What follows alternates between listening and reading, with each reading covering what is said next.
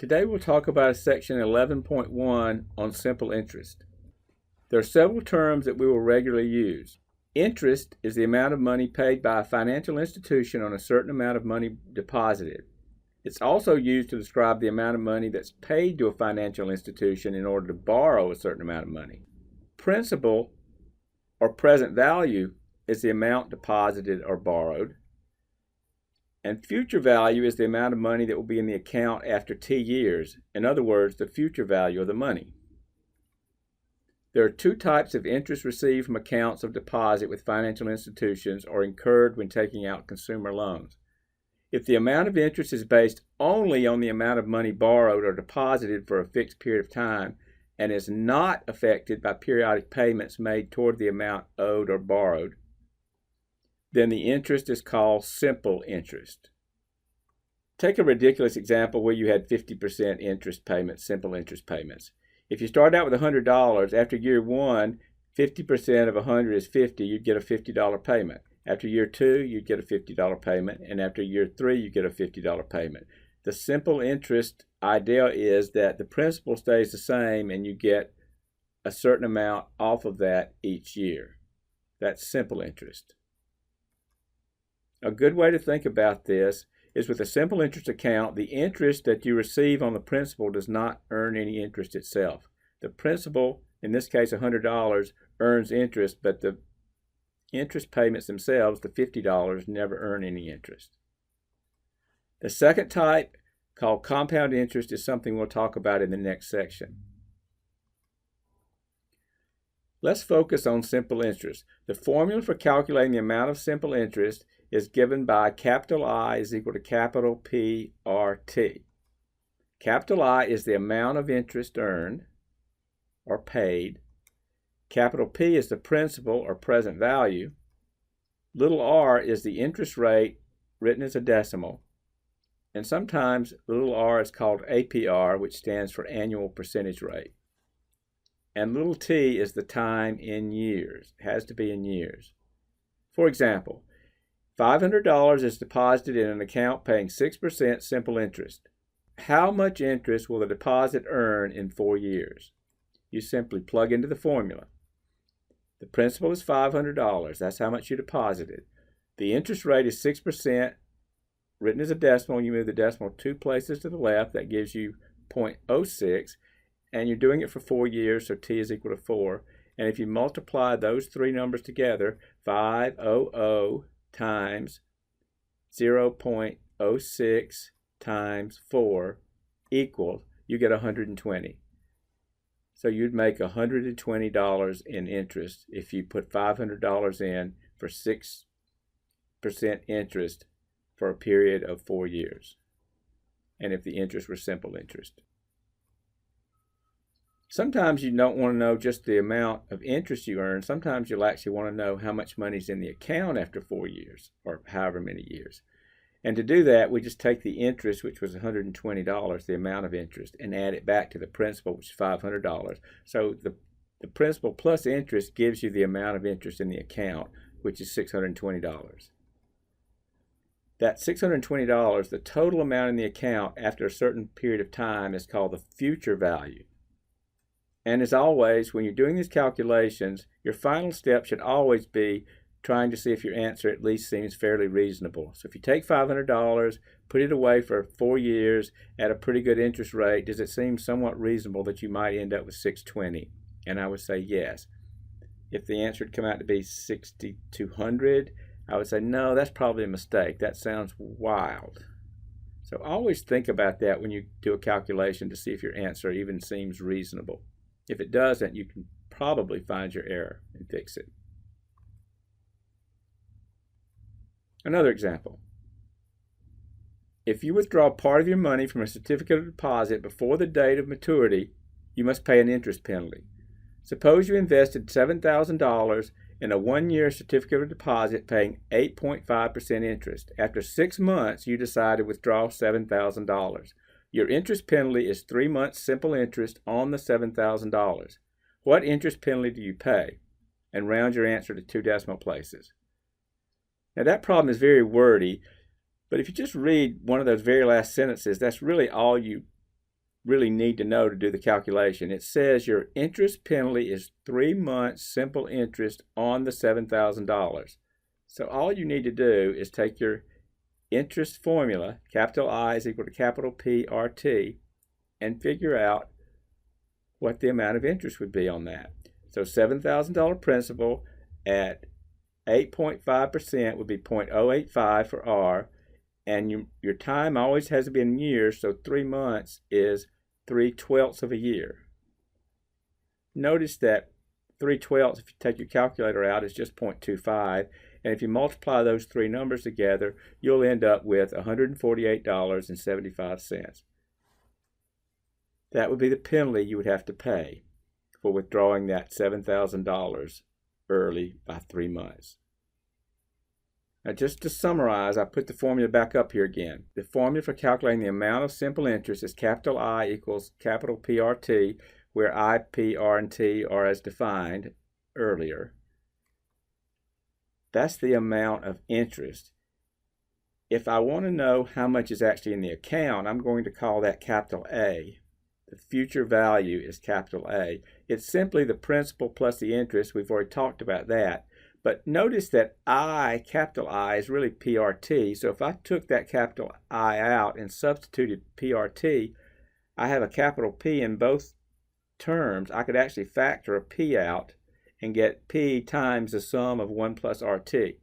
That's really the easiest way to write this. If I get out the clutter in the middle, I get a formula for future value for simple interest, and it's capital A is equal to capital P times the sum of 1 plus RT. That formula will take you directly to the amount in the account without calculating the amount of interest first. You can always calculate the amount of interest first and then add it back to the principal, but if you're only interested in how much is in the account, this is a little faster. That capital A again is called the future value for a simple interest investment. So going back to that previous example, before I wanted to know how much interest would be earned after 4 years. Suppose this time I just want to find the future value of the investment in 4 years. That means I want the capital A. I can use this formula. I know that I can get it by taking P plus capital I and getting 620 because I did it a minute ago.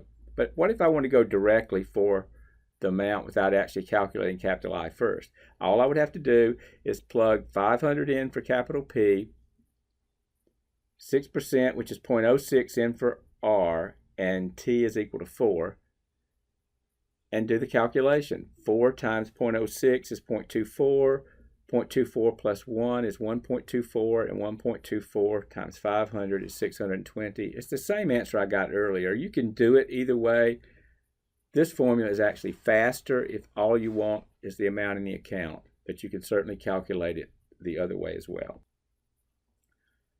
We'll say one other thing. This formula can also be used to calculate the total payback on a simple interest loan from some financial institution if you borrow money with simple interest.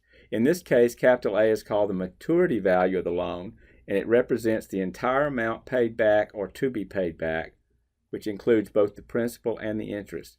So capital A can be the future value for a simple interest investment. Capital A can be the maturity value for a simple interest loan. The same formula is playing double duty. How about this? Find the maturity value of an 8th month simple interest loan of $8,000 if the interest rate is 9.75%. Again, I want the maturity value, so I use the formula A is equal to P times the sum of 1 plus RT, and I plug in all the values. The principal is $8,000. The interest rate is 9.75%. If you move the decimal 2 places to the left, you get 0.0975. And you're doing it for 8 months, but the answer has to be in years, so you get 8/12 of a year. 8/12 is about 0.666667. If you multiply that by 0.0975 and add 1 to it, you get 1.065. And if you multiply that by 8,000, you get about $8,520. So the maturity value of an 8th month simple interest loan of $8,000 at an interest rate of 9.75% is $8,520. And this one, your electric bill is $124. You are charged 8% simple interest for late payments. How much do you owe if you pay the bill 5 months past the due date and round your answer to 2 decimal places. Again, same formula. The principal is the amount of the bill, that's $124. The interest rate is 8%, that's 0.08. You're doing it 5 months late, so that's 5/12 of a year. 5/12 is about 0.416667. Multiply by 0.08 and add 1, and you get 1.033333, and you multiply that by 124, and you end up with $128.13. I know I say this a lot, but don't round too much in the preliminary calculations. Carry more decimal places than you think you need, and then round at the end. Rounding too early can cause you to be off in the final answer. In reality, simple interest is not frequently used in average consumer transactions, but when it is, it's often used for just short periods of time. For example, let's calculate the simple interest due on a 3-month loan of $2,000 if the interest rate is 6.5%. It's a 3-month loan and the time has to be in years. So as before, we have to change that to years, months to years. 3 months is 3/12 of a year. 3/12 is 1/4, so T is equal to 1/4. You have to go from months to years for the formula to work. So the capital I equals capital PRT will give you the interest due. We're looking for the interest due this time. $2,000 is the principal, 6.5%, which is 0.065 is the interest rate, and the years is 1/4 of a year. 3 months is 1/4 of a year. 1/4 is 0.25, and if you multiply those 3 numbers together, you get $32.50. So the interest due on a 3-month loan of $2,000 at 6.5% simple interest is $32.50. I can't emphasize enough, the T has to be in years. So when you're given months, you have to divide by 12 to get the number of years. How about this? Let's calculate the simple interest due on a 90-day loan of $2,000 if the interest rate is 6.5%. This is a little different. We've been doing years and months. This is a 90-day loan. So you still have to change it to years, but you got to think a minute. There are 365 days in a year, so 90 days is 90 365ths of a year. And if you do that on the calculator, that comes out to be about 0.246575. Again, take plenty of extra decimal places. You have to convert it back to years. And if you're doing days, divide by 365. Same formula. The principal is $2,000. The interest rate is 0.065, which is 6.5% written as a decimal. And the time is 0.246575. And if you multiply those 3 numbers together, you get $32.05. So if you take out a 90-day simple interest loan at 6.5% where you've borrowed $2,000, you will owe $32.05. Dividing by 365 is called the exact method. I'll show you why with the next example. Not all months have the same number of days. You probably know that. So some institutions just simplify their calculations by pretending that every month has 30 days. But 30 times 12 is only 360. So if they do that, they're working with a 360-day year instead of a 365-day year, just for the purposes of interest calculations. This is called the ordinary method. So if you go back to the previous problem, the exact method uses the exact number of days in a year, which is 365. The ordinary method pretends there's only 360 days in a year and uses 360 instead of 365. So the calculation is exactly the same if we want to do it by the ordinary method instead of the exact method. So if I take that exact same problem, but this time doing it using the ordinary method, the only difference is converting to 90 days, I divide by 360 instead of 365. So ordinary method, divide by 360, exact method, divide by 365. I'm doing the ordinary method here, so I want to divide by 360. So 90 divided by 360 actually comes out to be 0.25. Otherwise, the calculation is exactly the same. P is 2,000, R is 0.065, and now T is 0.25. If you multiply those three numbers together, you get $32.50. So now you owe the bank $32.50 if you're calculating using the ordinary method. It turns out that most financial institutions actually do use the ordinary method when dealing with days. So if you have a problem where you're doing days, unless it says differently, assume that you're going to be using the ordinary method and dividing by 360, unless it tells you to do otherwise. And as a side note, the ordinary method is actually more favorable to the lender. So here are the formulas you will need to do your homework. Section 11.2 on compound interest. Recall that in discussing simple interest in the previous section, we defined some terms like interest, principal or present value, and future value. Now in the discussion of compound interest, which is today's topic, the future value is also sometimes called the compound amount. So principal and present value are interchangeable terminology, and in the context of what we'll talk about today, which is compound interest, future value and compound amount are equivalent terms. Remember, we talked about simple interest last time, and just as a way of summarizing it, simple interest doesn't pay interest on the interest earned. Compound interest, unlike simple interest, the interest is factored in. In other words, interest paid is added to the initial deposit and the interest begins to earn interest. Or similarly, if you're talking about a loan, the interest owed is added back into the total amount owed and begins to incur an interest charge of its own. So that contrasts with simple interest, where the interest itself never collects interest.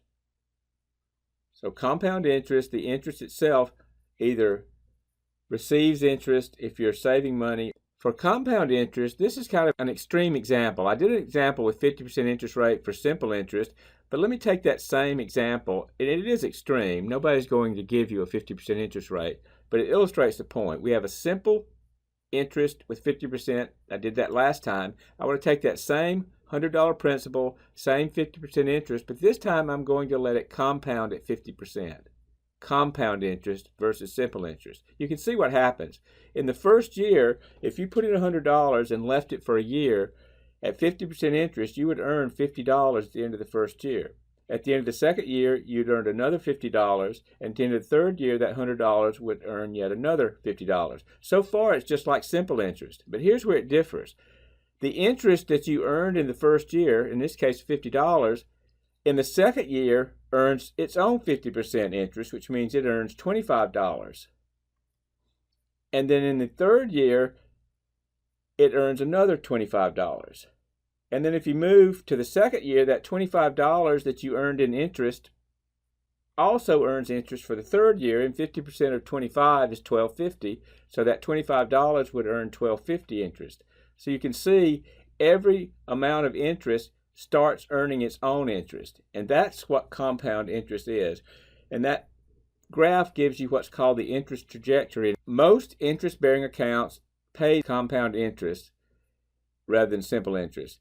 There are cases where simple interest comes into play. In terms of common consumer transactions, you will almost always be dealing with compound interest, where the interest itself earns interest or charges you interest if you're talking about a loan. To calculate the amount of interest earned in a compound interest account, we have to know how many times during the year that the interest is paid back and added to the account. That quantity is called the compounding period. Here are the common compounding periods. If you compound once a year, that's called annual compound interest. If you compound twice a year, that's called semi-annual. If you compound 4 times a year, that's called quarterly. Monthly is 12 times a year. Weekly is 52 times a year.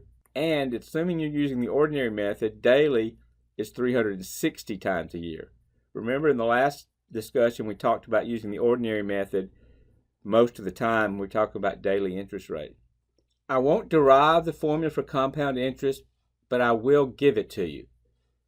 This is it. The formula for the accumulated value, or sometimes we call that the future value, of compound interest is given by the formula capital A is equal to capital P times the quantity, which is the sum of 1 plus R divided by N raised to the power of NT.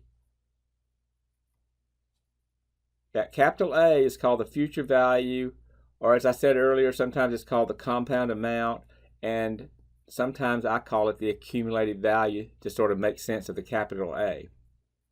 So if you hear future value or compound amount, we're talking about the capital A. Capital P is the principal or present value, just like it was with simple interest. Little r is the annual interest rate, or APR, just as it was with simple interest. Little n is the number of compounding periods per year. This only comes into play for compound interest. There is no compounding with simple interest, so this is a new variable.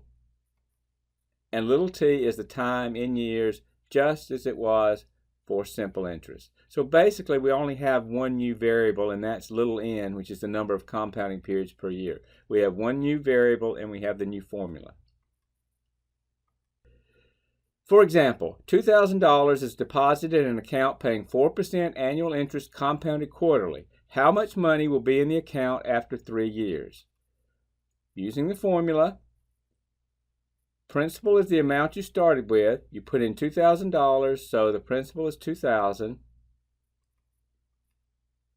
The annual interest rate is 4%. That's 0.04 as a decimal. It's compounded quarterly, which means 4 times a year, so n is equal to 4. And you notice I'm just plugging these numbers in, and we're doing it for 3 years, so for t, you plug in 3. Now it's an arithmetic problem. There are any number of ways to do this with your calculator. I'm going to try a standard way and sort of stick to it. When I do these problems like this, I tend to go ahead and multiply the exponent. So in this case, I would go ahead and multiply the 4 times 3 and get 12. Once you get to that point, it's very easy just to enter the whole thing into your calculator, and I'll show you how. It involves the parentheses key. You've got the left and right parens that sit about midway of your calculator buttons. How do you use it? Well, I would suggest that you actually write out what you're going to type in before you even start to minimize the mistakes, and I think I can explain to you why that might be helpful. If you look at this problem, these are the keystrokes, and if you write them out before you even start typing them in, you're less likely to make mistakes. So for instance, the first thing I'm going to do is enter 2,000. That's the principal. Now if you look at the formula, there's no multiplication symbol. There's an implied multiplication. When you put a number next to parentheses in our normal writing of things, that's an implied multiplication. If you go ahead and write down times before you start typing it in, you're less likely to forget to press the multiplication key. If you don't press that multiplication key, you're not going to get the right answer. So even though there's no multiplication symbol in the original formula, when you write a number next to a left paren, that's implied multiplication. So it might be a good idea to actually write that out. And then you see the left paren, so you press the left paren button on your calculator, then you type in 1, then you type in plus, then you type in 0.04, then you hit the division key, then you type in 4, then you type the right paren. Now here's another place you might forget if you're not careful. That 12 is an exponent, so you have to press the exponentiation key on your calculator, or the power key, and that is the X to the Y button. And if you look on your calculator, it's one of those buttons above the red clear and all clear buttons in your calculator. Press that power key. That tells the calculator that you're about to type in an exponent. Once you press the power key, now you can enter 12. And then to make the evaluation of the expression complete, you press equal. And if you do all of those things, you will end up with $2,253.65006. And if you round that off to the nearest cents, that will be 65 cents. So it would be $2,253.65 rounded to the nearest cent. If you put $2,000 in an account paying 4% annual interest compounded quarterly, at the end of 3 years, you will have $2,253.65 in that account. Final step on all these problems is to think about, does that answer seem reasonable? You start out with 2,000, 3 years later you've got about 2,250. Nothing flashes in my mind as being obviously wrong with that, so I think that's probably okay. If you get something like $20,000, you know that something's wrong with that, and you can go back and find your mistake. Let's try another. How much interest is earned in 9 years on $8,300 deposited in an account paying 8% interest compounded semi-annually? And then we'll round the answer off to 2 decimal places. Be careful here, though, because what you're being asked for is the interest earned and not the future value. The formula that I just gave you to calculate for compound interest is for A. A is the future value, and we only want the interest. But remember, the future value is just the total amount in the account. So if you want the interest, you can still use the formula for capital A, but before you give your final answer, you just have to subtract off the principal, and that'll leave you with just the interest earned. So don't get so involved in doing the calculation that you forget that the question actually only asks for the interest. So you start off with the same formula. The principal is $8,300. The interest rate is 8%, which is 0.08.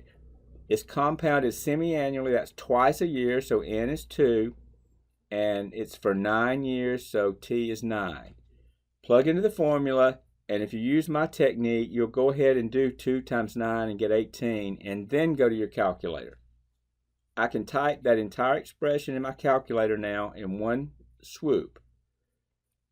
I'll type in the 8,300. That's an implied multiplication, so I have to hit multiplication. Then I do left paren, then I type in a 1, then I type in a plus, then I type in 0.08, followed by the division symbol, followed by 2. Hit the right paren to close the parentheses. The 18 is in the power, so I have to hit the X to the Y, which is the power key. That tells the calculator that I'm about to type in a power. Now I can type in 18, and when I press equal to, the display should show $16,814.28 rounded to the nearest cent. And again, the last step is to see if it's reasonable. You start off with 8,300 and you end up with 16,000 something. That seems a little high until you think about the fact that you left it in there for 9 years and you were getting an 8% rate, which is pretty good. So I can see that happening and I don't question it. Now, if you got 160,000, you'd say that's definitely a red flag and I probably did something wrong. Always think about that when you finish a calculation. And again, we weren't asked for A. A is the amount in the account. The problem asked for the interest. So all you got to do is figure that you took $8,300 and turned it into $16,814.28. So the amount of interest you earned is actually the difference between those two numbers. So had they asked for the amount in the account or the future value, the answer would have been $16,814.28. But because they only asked for the interest earned, you have to subtract off the principal. So the answer would be $8,514.28.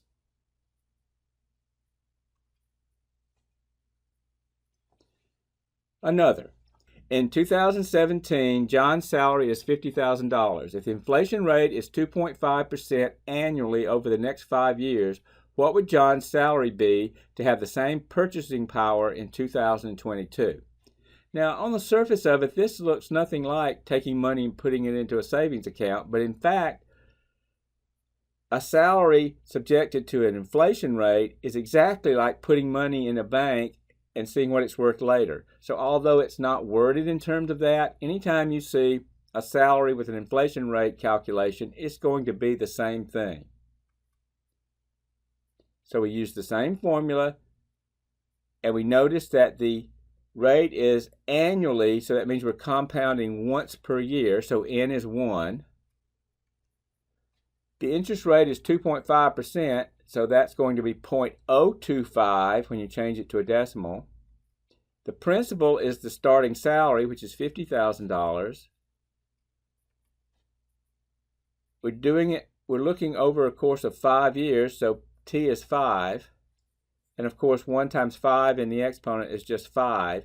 And at this point, I would go to the calculator, as I've been doing in the other problems, and type in the keystrokes 50,000 times left paren 1 plus 0.025, right paren, power button 5 equal, and you get, rounded to the nearest cent, $56,570.41 rounded to the nearest cent. The same thing as we're doing if you were actually putting money in an account and taking it out later. You can always treat these salary problems, given an inflation rate, as if it were just putting money in the bank. And finally, does it seem reasonable? I think so. You had a $50,000 salary. You got a fairly low inflation rate, 2.5%, 5 years. Not unreasonable that you would end up with about a $56,000 salary. I don't see any reason to question that. Now, I told you earlier that the new variable in this formula for compound interest is n, and the question might arise in your mind is, why does n even matter? And the answer is, when we compound more often, in other words, n gets larger, annually, semi-annually, quarterly, and so on, the account earns more interest. So that's why it matters. The effective annual rate of an investment is the actual interest rate earned for a single year that accounts for the compounding by converting the rate to the simple interest rate that would produce the same future value. So if you want to compare a quarterly rate to a daily rate, or an annual rate to a quarterly rate, it's hard to compare apples to oranges. So if you can change everything back to a common base, you can fairly compare them. So the idea of the effective annual rate is that you're taking all these quarterlies and annuals and dailies, and you're changing them back to the rate they would be equal to if they were all just simple interest. Let's see how that works. A bank offers a savings account paying 6% annual interest compounded monthly. What is the effective annual rate rounded to the nearest hundredth of a percent? The first thing you want to do is use the compound interest formula to find out what capital A is. In other words, how much will that money that you put in the beginning be worth at the end? The interest rate is going to be the same no matter how much you deposit. So what I usually do is just pretend I put in $1, and I'm doing it for 1 year. So when you're doing these effective annual rates, the actual amount doesn't matter. The rate's going to come out the same either way. Just pretend you're investing $1 for a year.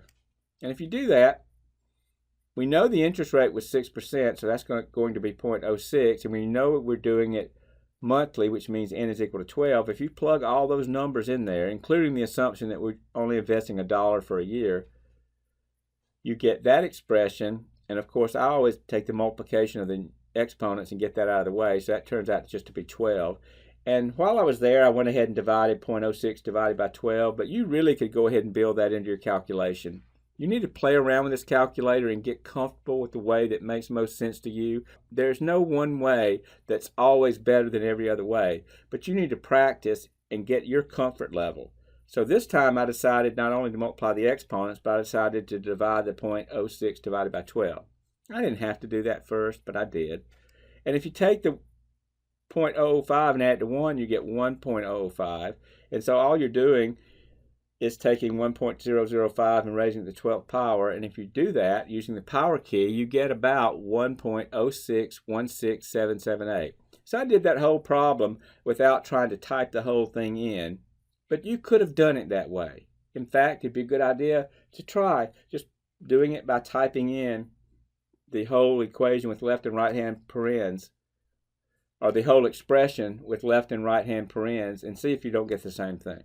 Anyway, $1 after a year under those conditions would turn out to be a little over $1.06. That's step one. Step two is to take the simple interest formula. So we're trying to change it and see what it would be if it were just simple interest. So take the amount earned and plug it into the simple interest formula. So I'll take that A value of 1.0616778 and let it be the A in the simple interest formula. I'm still investing $1 for a year, so P is $1 and T is a year. And if I do that calculation, I end up with 1.0616778 equals 1 plus r, and if I subtract r from both sides, I end up with 0.0616778. Now, that means it's equivalent to a 6.16778%, which rounded to hundredths place, which is what the problem said to do, would be about 6.17%. In other words, if I advertise a rate of 6% compounded monthly, that would be the same thing as a 6.17 rate if it were simple interest. Now, I know that looks like a lot of work, but I'm going to show you a shortcut. If you'll look at this, in that step 2, you got to a stage where you had 0.0616778. If you'll look back at the end result of step 1, that 0.0616778 showed up, but it was 1 point that. That was not a coincidence. So what I'm telling you is, if you follow through the whole thing, it's kind of logical, and you end up with that 6.17%. But in reality, once you get to the end of step 1 and you have that 1.0616778, that's going to be your answer without even doing step 2. That wasn't a coincidence that those numbers matched up. So you really don't have to do step 2 at all, if you'll just notice that. Once you get to the end of step 1, all you got to do is ignore the 1, and what's left over will be the answer. Of course, you still want to change it to a percent and round it off, but it saves you from having to do all of step 2. It makes the calculation of the effective annual rate much simpler if you notice that result. Some problems might actually ask us to solve for capital P, the present value, instead of capital A, which is the future value. For those problems, it might be easier to solve the above formula for P and use it instead. So if you take that formula that we learned at the beginning of the section, capital A is equal to P times that quantity raised to a power. If you're actually solving for capital P, you could just plug the numbers in directly into that formula and solve for P later. But one thing you could do is divide both sides by that expression raised to a power and solve for P directly. And then plug in numbers. So for example, if I told you that the capital A was $15,000, that the interest rate was 7% compounded monthly, and we were leaving the money in the bank for 5 years, you could calculate the present value, which is the capital P, by using that bottom formula. You could also calculate it using the top formula. The bottom formula is already solved for P. Is the only advantage to using that formula over the top formula. They're the same formula written in 2 different ways. One is solved for A, one is solved for P. But if you use the bottom formula, you're going to plug in 15,000 for A, 0.07 for R, 12 for N, and T is equal to 5. And if you take my advice and multiply the 12 times the 5 together to get 60, at this stage you really can take that entire thing and type it into the calculator all at once. And there are your keystrokes. You type in 15,000, the fraction bar is a division symbol, then you hit the left paren and do 1 plus, then you type in 0.07, and then the slash is another division, so you hit divided by 12, then you want to close the right paren. That 60 is in the exponent position, so you have to press the power button, the X to the Y, then you type in 60, and if you press equal to, it will do the entire calculation. And before rounding, you get a present value of $10,581.07557. And if you round that to the nearest cent, you get a present value of $10,581.08. And again, that seems reasonable that if you took about $10,500 and left it in the bank for 5 years at a pretty decent interest rate, you could end up with $15,000. So it doesn't seem unreasonable, so I will accept that answer. I have no reason to question it. Let's try another. How much money should be invested in an account that earns 3% interest compounded monthly in order to have $11,000 in 5 years, and then round your answer to 2 decimal places? Again, since we're looking for the present value, it probably makes sense to use the version of the formula that's already solved for capital P. But as I said before, you can still use the top formula. It just requires a division at the end if you do it that way. But I'll use the second formula. $11,000 is the future value. In other words, you want to have $11,000 in 5 years later. That $11,000 is a future value. That's what capital A is. The interest is 3%, which is 0.03. It's compounded monthly, so N is 12, and you're doing it for 5 years, so T is equal to 5. Again, if you go ahead and take care of the exponent, do 12 times 5 is 60, you can type the rest of it in. 11,000, the big fraction bar is a division, then you've got a left paren, 1 plus 0.03, and the slash is another division, divided by 12. Then you close the right paren, then you hit the power key because the 60 is an exponent, then you type in 60, and you hit equal to, and you end up with a present value of $9,469.560164, and if you round it to 2 decimal places, you end up with $9,469.56 to the nearest cent. And again, it seems fairly reasonable that you start off with a little less than $9,500, and 5 years later you end up with $11,000. That doesn't seem to raise any red flags in my mind, so I'll accept that answer.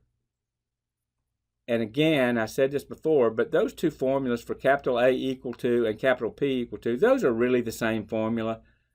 The top version, it's solved for A. The bottom version, it's solved for P. But those are the same two formulas. Those aren't really two different formulas.